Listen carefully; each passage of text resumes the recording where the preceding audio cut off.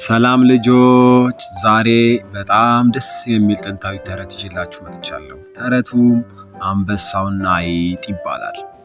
ከዕለታት አንድ ቀን አንድ ትልቅ አንበሳ ከዛፍ ስር ተኝቶ ነበረ። አንዲት ትንሽ አይጥ መታ በላዩ ላይ ስትጫወት ስትዘል አንበሳውን ቀሰቀሰችው። አንበሳውም በቁጣ ያዛትና ሊበላት አሰበ። አይጧ ግን እባክህ የጫካው ንጉሥ ሆይ አትብላኝ፣ ለቀኝና አንድ ቀን እረዳሃለሁ እባክህን አለችው። አይጧ እየተንቀጠቀጠች ለመነችው። አንበሳውም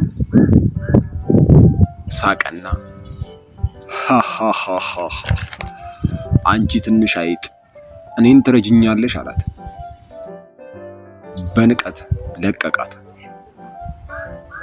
ከጥቂት ቀናት በኋላም አንበሳው በአዳኞች መረብ ውስጥ ወደቀ። አይጧም መጣችና መረቡን በጥርሷ በመቁረጥ አንበሳውን አዳነችው። ልጆች፣ ከዚህ ታሪክ የምንማረው ማንም ሰው ትንሽ ቢሆን መናቅ እንደሌለብን ነው።